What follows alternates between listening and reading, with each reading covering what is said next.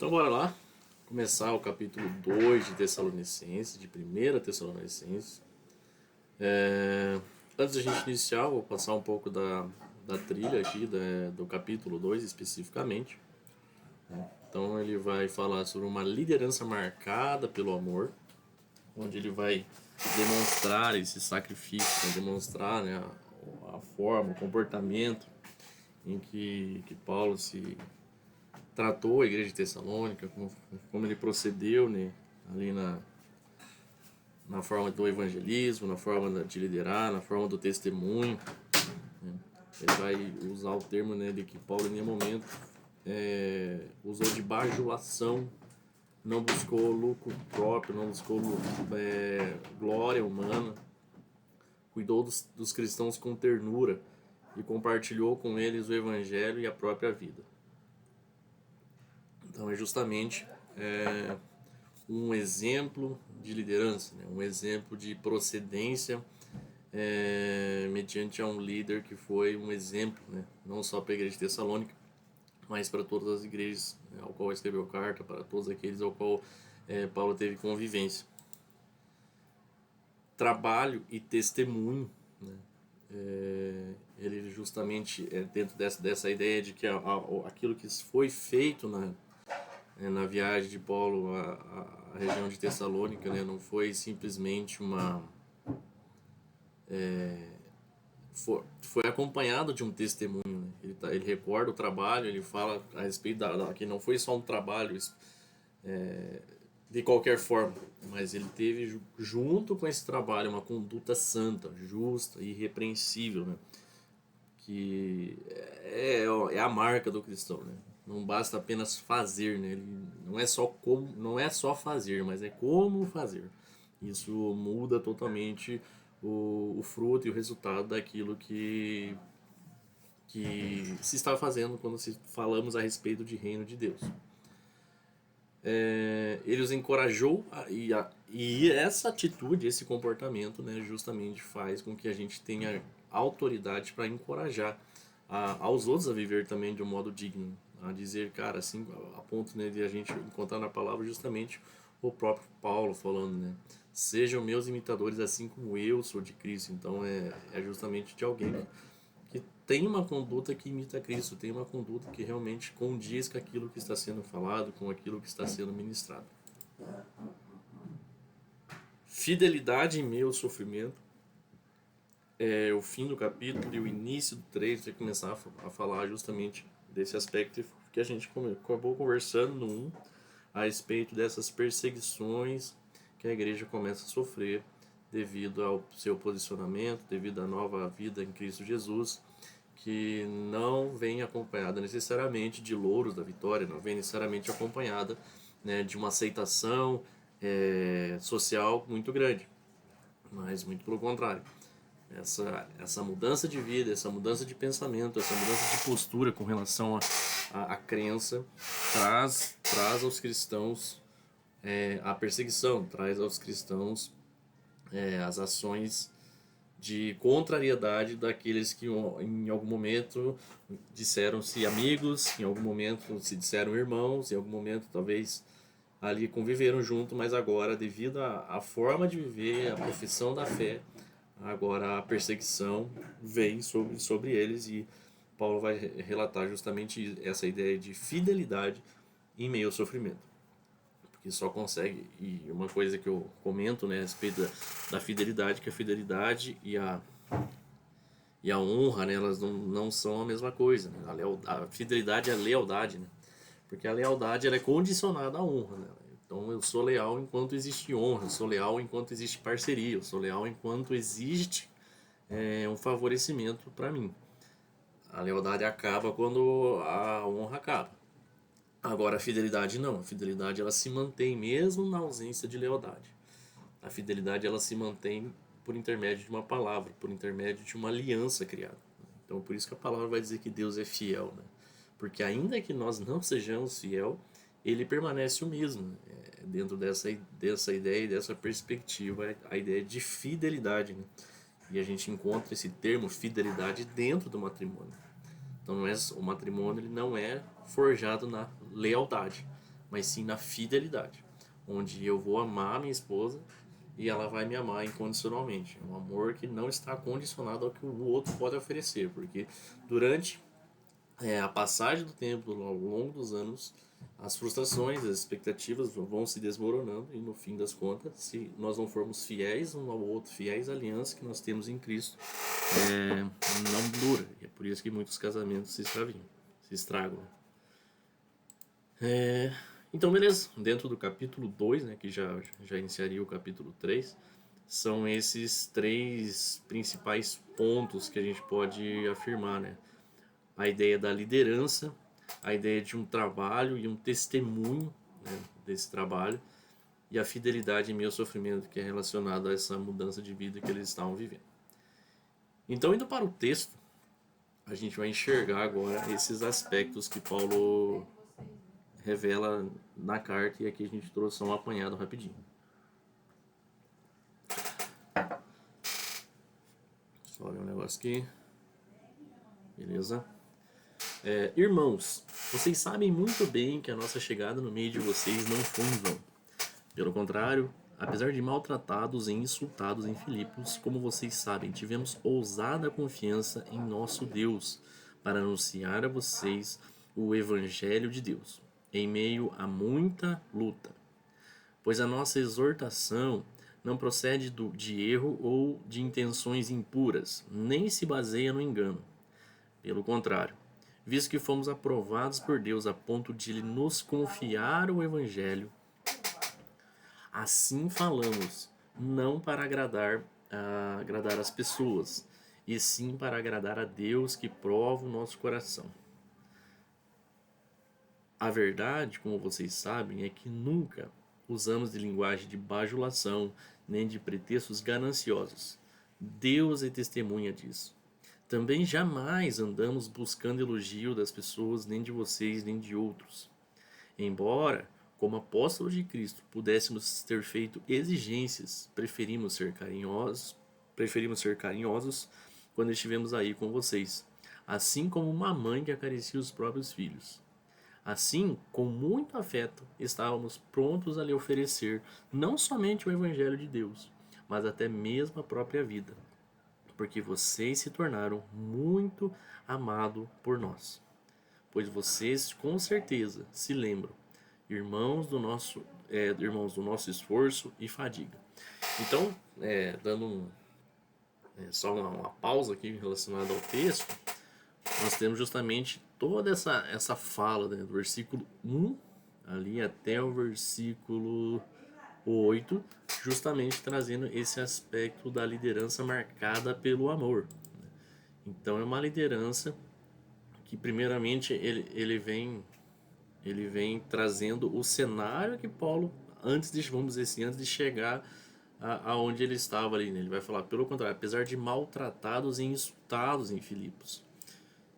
Então ele está trazendo um cenário onde que eles foram confrontados, eles foram insultados, maltratados, né? E aqui a gente está falando justamente de o que a gente encontra muito no livro de Atos, né? Essa questão da ideia da agressão física, das pessoas não receberem o Evangelho de Cristo com muita gratidão, não receberem com muita legal o Evangelho de Cristo, mas muito pelo contrário. Os apóstolos, eles muitas das vezes eram recebidos com pontapés, com maltratos. Não era confortável ouvir a mensagem de Cristo, justamente devido ao contexto cultural em que a sociedade vivia naquela época. Então, ele está justamente trazendo essa explicação, né, de como eles chegaram a apresentar esse evangelho a eles. E ele vai trazer justamente esse aspecto, confiando em nosso, como vocês sabem, tivemos ousada confiança em nosso Deus para anunciar a vocês o evangelho de Deus em meio a muita luta. Então não foi assim, né? Não foi, não, foi doce, foi suave. A gente chegou lá de boa, apresentou a palavra de Deus, todo mundo ouviu, e quem não ouviu foi embora porque não gostou, mas foi embora. Não, quem ouvia ou maltratava ou insultava eles, né? Essa ideia de muita luta revela que não foi algo simples, que não foi simplesmente chegar e anunciar a palavra do Senhor, mas houve sim, com certeza, gente agindo contra, né, sempre tentando fazer com que a palavra não fosse propagada. E aí ele vai trazer justamente esse aspecto das intenções, né, porque algo tão difícil de ser apresentado, algo tão difícil de ser ministrado, né? Quais seriam as intenções, né? E ele vai justamente enfatizar isso, que não procede de erro ou de intenções impuras, né? Ele vai falar, cara, como é que eu posso sair do lugar que eu tô, vir aqui apanhar, ser insultado, com muita luta, para chegar aqui com más intenções, trazendo algo impuro, trazendo um evangelho de erro, ou baseado no engano. Muito pelo contrário, né? O evangelho que nós estamos apresentando a vocês é um evangelho do qual nós fomos aprovados por Deus, a ponto dele nos confiar esse evangelho. Então é esse entendimento, cara, Deus nos vocacionou para fazer isso. E nós o fazemos não por uma vanglória própria, né? Não para que a gente seja bajulado, porque muito pelo contrário. Esse evangelho nos traz cada vez mais insulto, nos traz cada vez mais perseguição. E esse cenário é desafiador quando a gente muitas vezes olha, talvez para um contexto mais contemporâneo, onde o evangelho não necessariamente está sendo algo que gera perseguição, mas muitas das vezes benefício, onde o evangelho tem sido uma massa de manobra para cada vez mais haja crescimento, haja engano, haja justamente a bajulação, haja tudo aquilo que não provém do que o evangelho realmente é.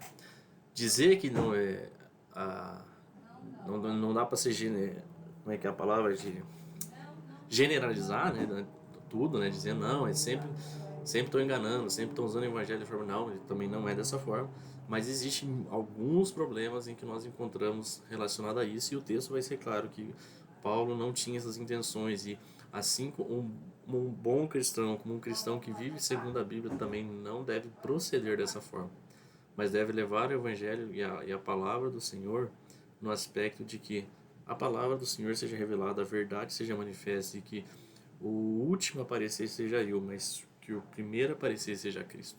Então o foco é sempre apresentar o Cristo, apresentar o verdadeiro autor da vida, apresentar o verdadeiro protagonista da história.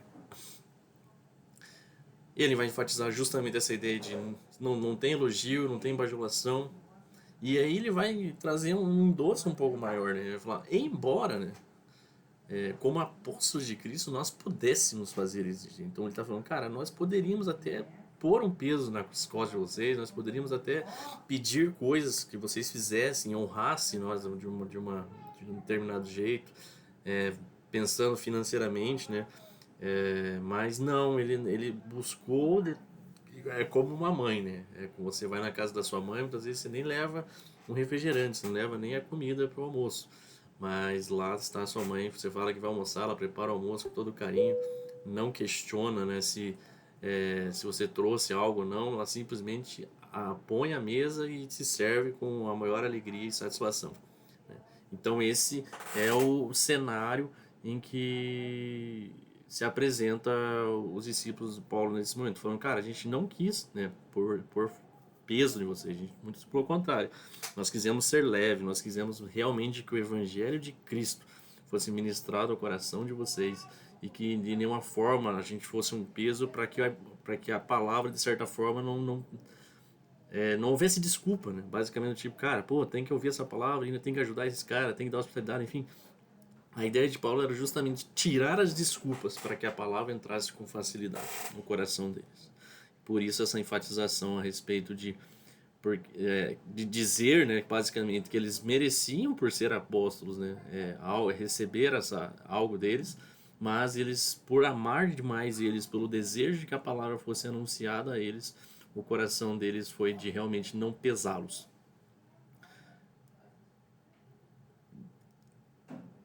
E aí ele vai justamente agora entrar no aspecto, né, que eu comentei, do trabalho e testemunho. Então aqui agora ele vai começar a discorrer justamente desse trabalho que eles começaram a fazer lá. Foi através de muita luta, foi através de muito insulto, não foi fácil chegar ali, não foi simples o processo de chegada, de anunciar o evangelho ali. E aí ele vai falar justamente disso, pois vocês com certeza se lembram, né? Então ele tá fazendo eles reavivar a memória deles a respeito de algo que já tinha acontecido. do nosso esforço e fadiga. Né? Não é básico, não é simplesmente um esforço, mas é uma fadiga. A fadiga é o esforço além, né, daquilo que é a capacidade da pessoa fazer. O esforço ele tem um limite, a fadiga é basicamente você exceder esse limite naquilo que você está fazendo. Então, é basicamente isso que ele está falando. Cara, vocês têm que se lembrar do nosso esforço e fadiga e de como trabalhando de noite e de dia para não vivermos às custas de nenhum de vocês. Então, é justamente isso. Agora ele começa a trazer a explicação, né, do que foi esse amor que ele teve, esse amor que teve por eles, esse carinho de mãe que eles teve. Justamente ele está trazendo agora a explicação para que eles não vivessem às custas. É basicamente falando, cara, a gente não fez de tudo para não pedir dinheiro para vocês. É basicamente isso que ele está falando. E mesmo assim proclamamos a vocês o evangelho de Deus. Vocês e Deus são testemunha de como nos portamos de maneira piedosa. Olha a enfatização do caráter que eles tiveram. Né? É Paulo mostrando, né, que, cara, ele está querendo dizer algo para essa igreja. Ele está falando, cara, olha como eu me comportei com vocês. Não é Paulo querendo se vangloriar, dizer, não, eu sou super evangélico, eu sou super gospel. Mas é Paulo querendo ensinar algo a eles. É que Paulo querendo dizer, filhos, da mesma forma que eu me portei com vocês, se portem com os outros. Façam pelos outros. Assim como na forma como eu me esforcei e me fadiguei, façam também pelo evangelho, pelo anúncio da palavra de Deus. É uma vida onde você tem autoridade para ministrar algo em que você viveu isso. Né? Paulo não estava falando de algo da boca para fora, mas ele estava falando, cara, assim como vocês viram, lembrem-se. Né? Para você dizer para alguém, lembre-se de algo, é porque a pessoa tem que ter visto aquilo, e aquilo que ela viu precisa ser muito real e verdadeiro a ponto de você dizer lembre-se. Porque tem muitas coisas que a gente faz que mesmo que você fala, não, mas foi aquele dia, lembra que eu estava lá? E a pessoa vai falar, cara, não foi tão significante a ponto de eu lembrar. Muitas vezes é isso que a nossa mente faz. Mas quando eu chamo a lembrança é porque eu tenho a expectativa de que realmente aquilo foi marcante, aquilo realmente tocou o coração daquelas pessoas. Então, seguindo, vocês e Deus são testemunho de como nos portamos de maneira piedosa, justa e irrepreensível em relação a vocês, os que creem. Cara, realmente Paulo falando, cara, não tenho o que vocês dizer, não tenho o que vocês falar a respeito de como nós portamos aí. E vocês sabem muito bem que tratamos cada um de vocês como um pai trata os seus filhos, exortando, consolando, admoestando vocês a viverem de uma maneira digna de Deus, que os chama para o seu reino e a sua glória. Então, quando a gente pensa, né, cara, então o que Paulo fez lá? Ele anunciou o evangelho, beleza, ele mostrou Cristo, mostrou a verdade, mostrou a obra redentora de Cristo, mostrou arrependimento, nova natureza, e também trouxe esses aspectos do que o 12 está falando.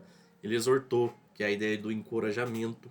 Quando a gente fala em exortação, não é necessariamente uma correção, mas é um encorajamento, consolando, né, ligado justamente aos que choram, ligado justamente aos que estão tristes. E admoestando sim é uma correção. Admoestando é esse ponto de, cara, você está errado aqui, você precisa arrumar essa área, você está em pecado, precisa arrumar aqui. Então a admoestação vem justamente nesse caráter. Então é entender que a evangelização ela vem acompanhada também desses aspectos, né? Da exortação, da consolação e da admoestação. Isso faz parte da vida da igreja, isso faz parte da vida de um líder. A vocês viverem de uma maneira digna de Deus. Então existe uma maneira digna de Deus de se viver. E isso só é revelado através do quê? De a evangelização, da exortação, da consolação e da demonstração. É um processo. Né? Não existe um download do céu que te torna alguém já extremamente uma pessoa que vive da maneira digna de Deus. Muito pelo contrário, é um processo. As coisas vão, você vai mudando o coração, você vai amadurecendo, o Senhor vai transformando, vai te discipulando através da igreja, através dos seus irmãos. E aí nós vamos crescendo e nós vamos amadurecendo e nos tornando conforme o Senhor deseja, não conforme nós desejamos. Que o chama para o reino e a sua glória, né? É até interessante esse aspecto do que o chama para o seu reino e a sua glória, né? É a ideia de, cara, nós somos chamados para viver num reino, onde existe um rei, onde esse rei nos chama e nos convoca para fazer algo, né? E um decreto de um rei ele é irrevogável. O decreto de um rei, o mandato de um rei não pode ser questionado. E, e quantas das vezes nós questionamos o que Deus está nos pedindo, quantas vezes nós questionamos o que o Senhor está nos ordenando, porque nós não entendemos que Ele é rei. Nós não entendemos que a sua palavra ela é um fim, ela não é um talvez. Deus falou, Jesus falou, cara, Ele é rei. Nós como servos, nós como participantes do seu reino, nós temos que abaixar a nossa cabeça e falar, Senhor, me ajuda.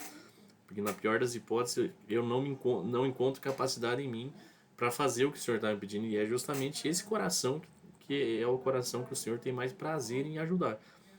É o coração contrito, o coração que se rende, o coração que busca no Senhor a força para fazer aquilo que o Senhor pediu para ele fazer. Então é esse fluxo, é nesse fluxo que funcionam as coisas. O 13, né? Ele vai já começar a cair no aspecto da fidelidade em meio ao sofrimento. Então ele trouxe o aspecto de como eles levaram o evangelho através de muito sofrimento e dor, né? E aí ele trouxe o aspecto de como foi o trabalho, né? De como ele buscou fazer esse trabalho da melhor forma possível, sem pesar esses cristãos de Tessalônica. E agora ele vai trazer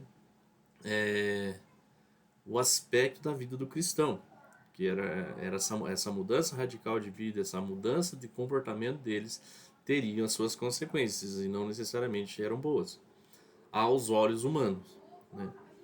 Temos mais uma razão para incessantemente dar graças a Deus, é que ao receberem a palavra que ouviram, ao receberem a palavra que de nós ouviram, que é de Deus, vocês acolheram não como palavra humana, e sim como em verdade é a palavra de Deus, a qual está atuando eficazmente em vocês, os que creem. E é interessante a gente observar isso, que ele está elogiando um comportamento anormal, que é justamente isso. Porque quantas vezes a gente fala de Deus para alguém, quantas vezes a gente fala a respeito de Cristo, quantas vezes a gente fala a respeito do Evangelho, e as pessoas não acolhem isso como uma palavra de Deus, acolhem como uma palavra humana. Ah, é o Michel que está falando, é a ideia dele, é o que ele pensa, é o que ele acha, é a visão de mundo dele, a cosmovisão de mundo dele. Então, existem aqueles que acolhem as palavras ditas como humanas, e esses que o acolhem como palavra humana, de fato, né, não conseguem desfrutar o que o fim do versículo está falando, né?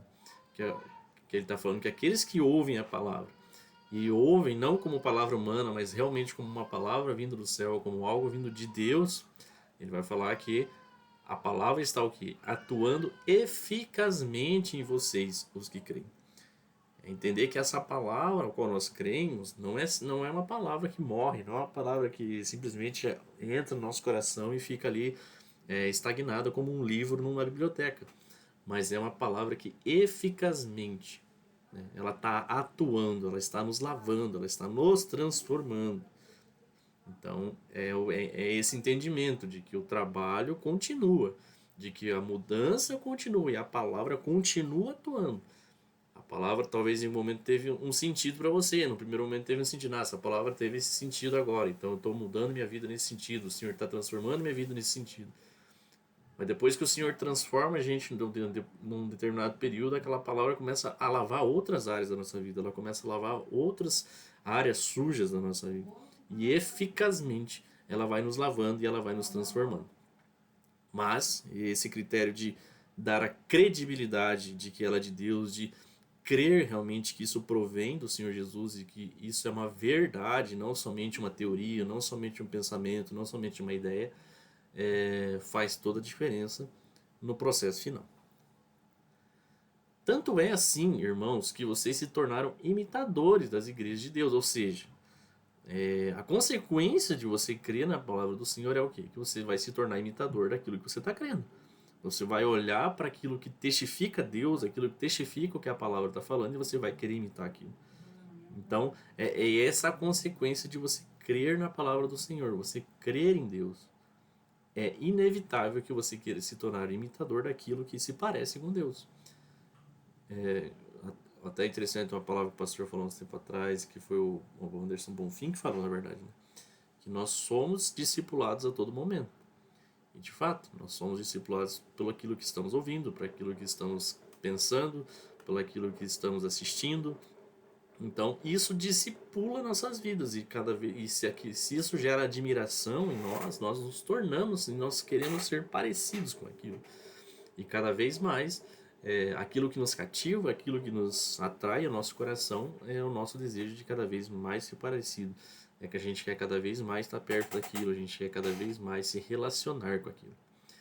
Nesse caso, eles valorizaram o que é a palavra de Deus, eles deram credibilidade à palavra de Deus. E por isso agora eles estavam se tornando imitadores do quê? Da igreja de Deus, que se encontra na Judéia. Então ele está apontando para um lugar de início, para um lugar onde as coisas começaram, que é na Judéia. Que era o exemplo, vamos dizer assim, era a referência de início de igreja. Que estão em Cristo Jesus, porque também vocês sofreram da parte dos seus patrícios as mesmas coisas que eles, por sua vez, sofreram dos judeus. O que eles estão falando justamente? Essa perseguição dos judeus, os cristãos, ele está falando que ali os patrícios... Eu até fiquei de pesquisar essa palavra patrícios, para ver o que ela era, cara. Deixa eu até dar uma pesquisada aqui, rapidez. O que são patrícios? Só para ver, sem compromisso. Membro das famílias mais antigas, ricas e influentes da Roma Antiga. Só simplesmente os caras que mandavam no rolê todo, né? Era basicamente o feudalismo e os burgueses. Os burgueses não, os caras que eram os... Né, proletariado, como fala ali. No feudalismo, era os feudalismo... Pois eu não lembro o nome dos caras. Mas eram os caras que ficavam lá trabalhando pro feudo. Os servos, acho que era. Não é servo o nome, acho não. Clássico de cargos políticos, terra, riqueza, funções religiosas, participação no Senado, os patrícios plebeus, plebeus que eram a maior parte da população como agricultores, comerciantes, artesãos e trabalhadores. Com o passar do tempo, os plebeus conquistaram mais direito e a separação ficou menos rígida. Então é basicamente essa ideia da elite, né? Ou seja, quem que estava perseguindo eles? Ele fez a comparação justamente com a igreja lá da Judéia. Ele falou, na Judéia foram os judeus. Agora, no caso de vocês, quem está perseguindo eles? Era a elite, era basicamente a nata social da época, que não concordava com a maneira que os cristãos viviam. Para eles, a forma que os cristãos viviam era incômoda, a forma que a mensagem anunciada pelo cristão era incômoda para a cultura da época e para a cultura de hoje também. Ok? E aí ele vai falar justamente, os quais não somente mataram o Senhor Jesus os profetas, como também nos perseguiram, não agradaram a Deus e são adversários de todos, ao ponto de nos impedir de falar aos gentios para que esses sejam salvos, a fim de encherem sempre a medida de seus pecados. A ira, porém, caiu sobre eles definitivamente. Então ele está fazendo um comparativo do que eles estavam vivendo. A mesma perseguição que os judeus estavam que os cristãos judeus que se convertidos estavam sofrendo, né, eles também estavam sofrendo. Era essa ideia de, cara, estão perseguindo, estão matando, estão realmente forçando a barra, porque, cara, vocês estão errados, vocês estão vivendo aí torto. Mas a palavra, né, que Paulo traz aqui, né, justamente, né, a fim de encher, sempre, ele vai trazer esse aspecto à medida de seus pecados, né, a fim de encherem sempre a medida de seus pecados. A ira, porém, caiu sobre eles definitivamente. E aqui eu não pesquisei a fundo, basicamente, o que foi a ira, né, que caiu sobre eles definitivamente, né? Eu não cheguei a pesquisar esse ponto aqui para a gente poder discorrer. Mas o ponto é que a afirmação de Paulo é justamente essa. Os que um dia perseguiram, a ira caiu sobre eles, né? Algo, castigo, algo divino, não sei como funcionou, como foi o proceder, mas o fato é que eles escolheram o fruto da sua perseguição. Por fim, né, ele vai trazer, e nós, irmãos, estamos separados de vocês por um breve tempo, ficando longe dos olhos, mas perto do coração. Com muito mais empenho, com grande desejo, procuramos ir vê-los pessoalmente. Por isso, quisemos ir até vocês, pelo menos eu, Paulo, por mais de uma vez. Porém, Satanás nos barrou o caminho. Pois quem é a nossa esperança, ou alegria, ou coroa, que nos gloriamos na presença de nosso Senhor Jesus em sua vinda? Não é verdade que são vocês? Sim, vocês realmente são a nossa glória e a nossa alegria. Então aqui ele vai trazer esse aspecto, né, do desejo de estar junto, né, da igreja, do desejo de estar com eles ali, não só uma, mas queria ir mais de uma vez.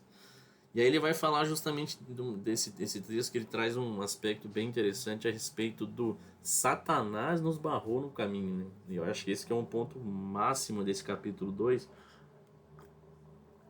que esse aqui eu me chamou a atenção e eu dei uma pesquisada, mas como assim Satanás, né? Porque a gente tem essa ideia, não, cara, ninguém pode barrar a vontade de Deus, né? Porque se Deus quer, vai acontecer de qualquer jeito, não importa como. Mas aqui a gente vê que é diferente. Paulo tá trazendo um aspecto e tá dando nome a esse aspecto. Tá dizendo, cara, foi Satanás que barrou meu caminho. Não foi Deus, não foi o Espírito Santo. E eu até busquei, porque tem 3 textos que falam em que Paulo menciona essa ideia de justamente de ser barrado, né? Que foi o que eu peguei aqui. Vamos ver. Ó, Deus impediu Paulo de pregar na Ásia. Paulo e seus companheiros pretendiam anunciar o evangelho na Ásia, mas o Espírito Santo não permitiu. Ó, foram impedidos pelo Espírito Santo de pregar a palavra na Ásia. Atos 16:7. Tentaram ir para Bitínia, mas o Espírito de Jesus não os permitiu. E aí o propósito, né, desse impedimento vai ser conquistado porque o BO, né, a ideia era de que Paulo fosse à Macedônia. Né? O propósito de Deus era que Paulo não fosse pesquisado porque o desejo era que ele chegasse na Macedônia e ele fizesse o que ele precisava fazer na Macedônia. Deus manda Paulo a sair de Jerusalém, pressa e logo de Jerusalém, porque não receberão Deus testemunho a respeito. Vai porque eu te enviei para longe dos gentios. Então aqui a gente tem direções de Deus, nós temos impedimentos de Deus. E agora a gente vai ter justamente o texto de Tessalônica, né, dizendo Paulo, né, não somente uma vez, mas duas, quando Satanás impediu. Então, esse entendimento, cara, como Satanás pode impedir algo? Né? E aí eu até fui dar uma lida num artigo que um cara escreveu a respeito disso, pra, né, não falar só do que eu... Até porque na hora eu fiquei meio chocado, né? Mas e ele falou uma coisa extremamente interessante. Ele falou assim: a gente precisa entender que, sim, Deus vai impedir algumas coisas porque ele tem um propósito diferente, muitas das vezes, daquilo que a gente está calculando. Na nossa cabeça, fazer algo parece bom, mas Deus vai vir e falar: não, filho, não, eu vou impedir porque eu quero algo melhor, eu quero fazer outra coisa. E ele vai barrando o caminho para que isso aconteça. Mas ao mesmo tempo, perceba que existe uma ação também de Satanás impedindo. E Paulo foi impedido por Satanás porque ele está afirmando isso. Só que o ponto X da questão é o quê? Por mais que Satanás tenha impedido Paulo de vamos dizer, fisicamente ir a Tessalônica, Paulo foi a Tessalônica, só que através de carta, através do envio de outra pessoa que foi a ida de Timóteo a Tessalônica. Então, esse artigo, o cara tava falando bem assim, o que a gente precisa entender é quem está nos impedindo. Porque se é Deus que está nos impedindo de fazer algo, definitivamente nós não devemos fazer aquilo. Definitivamente nós devemos desistir de tentar fazer aquilo. Mas se foi Satanás que nos impediu de fazer aquilo, nós precisamos arranjar uma outra maneira de fazer aquilo. Né? Nem que nós, que nem é o caso, Paulo não conseguiu ir, mas ele enviou alguém. Então ele arranjou um meio de que aquilo que queimava no seu coração, aquilo que precisava ser feito, ele efetivamente fosse realizado.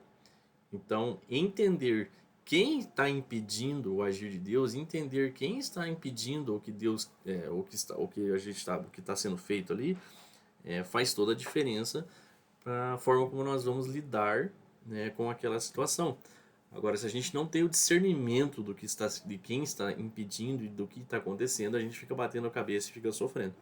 E muitas vezes fica lutando contra Deus e resistir e aceitando o que o diabo está fazendo.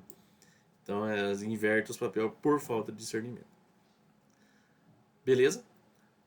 Para fechar, e aí ele vai falar justamente essa enfatização, essa máxima importância, né? Ele falando, cara, e aí ele vai trazer justamente nessa ideia de, cara, da vinda de Cristo, né? Então, qual que é a coroa, qual que é a alegria, qual que é a satisfação de Paulo com relação a se Cristo viesse hoje, né? Era de que a igreja estava saudável, a igreja estava recebendo a Cristo, a igreja estava sendo cuidada, a igreja conheceu a Jesus verdadeiramente. Então, a alegria, a satisfação, a coroa de Paulo não é uma rua de ouro, não é uma casa no céu, mas a alegria, a satisfação, a honra que Paulo recebe de Jesus é basicamente a igreja sendo saudável, a igreja sendo ministrada, a igreja sendo transformada, as vidas, né, sendo alcançadas por Jesus. Então, dentro do aspecto da glória, dentro do aspecto do que realmente alegra o coração de um cristão, precisa ser uma igreja saudável, precisa ser vidas que conhecem Jesus, precisa ser vidas que estão sendo ministradas, vidas que estão sendo transformadas. Essa precisa ser a nossa alegria, essa precisa ser a nossa satisfação, essa precisa ser a nossa esperança, onde vidas, cada vez mais vidas, conhecerão a Jesus. Vou parar a gravação aqui.